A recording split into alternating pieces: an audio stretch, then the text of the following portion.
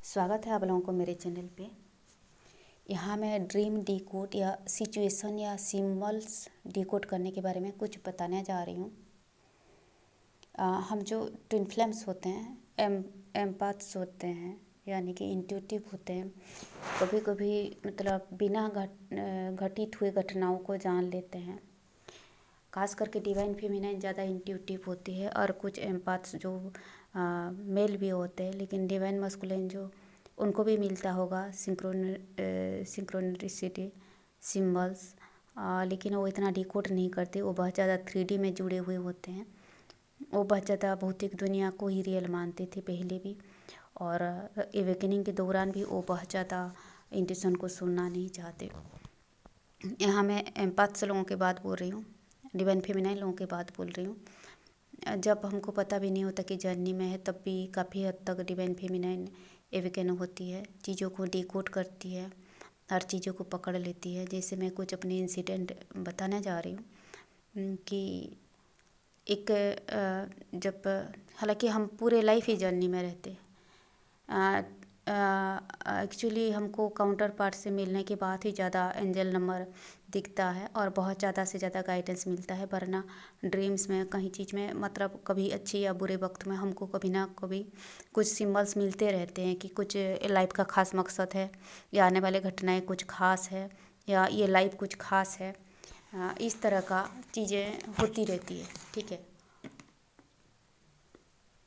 जैसे मैं बताने जा रही हूँ, मुझे लग रहा था कि मेरे लाइफ में करियर बहुत कुछ मायने रखता है, और मैं गाँव से भी थी और जहाँ से भी थी उस वक्त तो लोग करियर पे इतना लड़कियां ध्यान नहीं देती थी, या फैमिली के लोग भी, गांव के लोग लड़कियों के करियर पे इतना ध्यान नहीं देते थे, सजग नहीं रहते थे। और मैं उस वक्त बहुत ज़्यादा सजग थी। मैं जब 8-9 क्लास में आई तो मुझे लगा कि मुझे पढ़ना चाहिए, मेरे डिग्री अच्छी होनी चाहिए, मार्क्स अच्छी रखनी चाहिए। और मुझे लगता था कि बहुत ज़्यादा मोटिवेशन हो रही थी अंदर से, बिल्कुल बहुत जोश लगा करके मैं पढ़ती थी।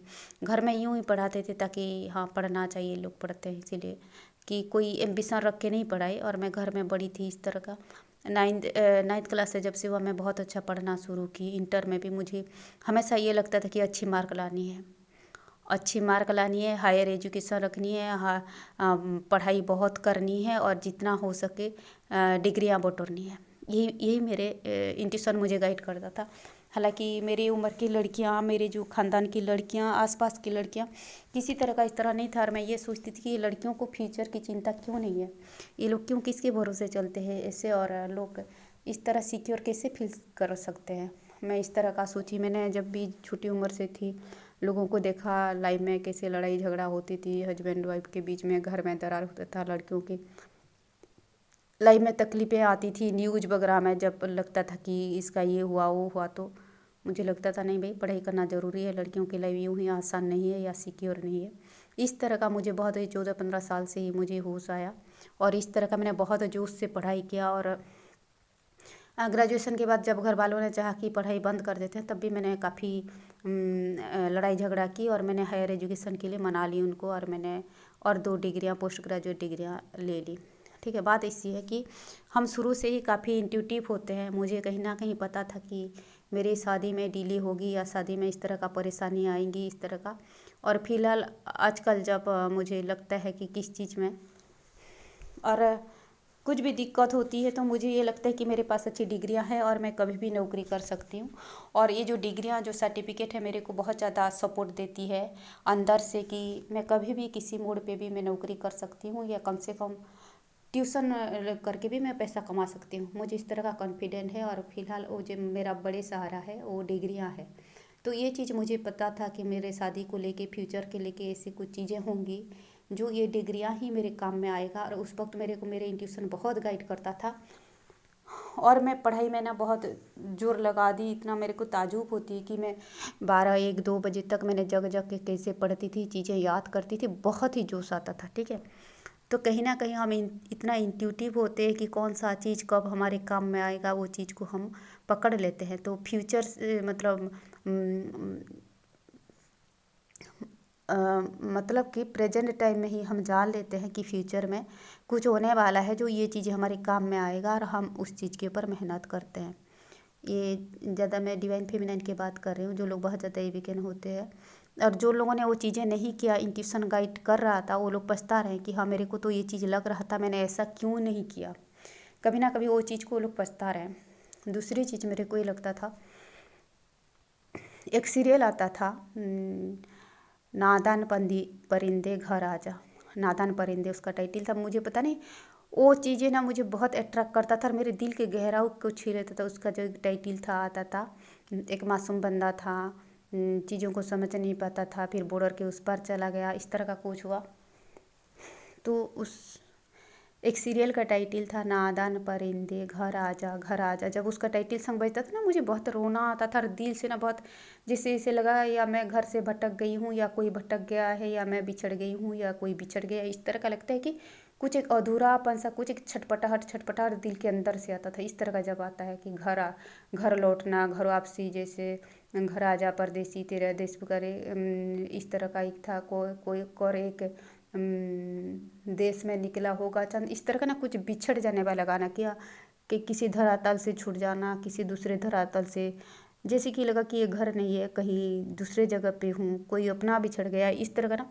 ये चीज़ें जो है ना ऐसे बहुत ही ज़्यादा अजीब व छटपटाहट दिल से होती थी। इस तरह का बिछड़ने वाला, घर लौटने वाला चीज़ें, मुक्त होने वाला चीज़ें, उड़ने वाला चीज़ें, रिलीज करने वाला, जैसे पंछियाँ बसेरा को वापस आ रहा है जा रहा है, इस तरह का जो होता है। तो ये चीज़ें ना अजीब से छटपटा छटपटा होता है कि कहीं मैं कहीं से बिछड़ गई हूँ या कोई बिछड़ गया है या मैं कहीं से छूट गई हूँ। इस तरह का एक अजीब सा छटपटाहट होता था, बहुत देर तक होता था, रोना आता था अंदर से, कभी कभी मैंने रोई भी, इस तरह का एक होता था।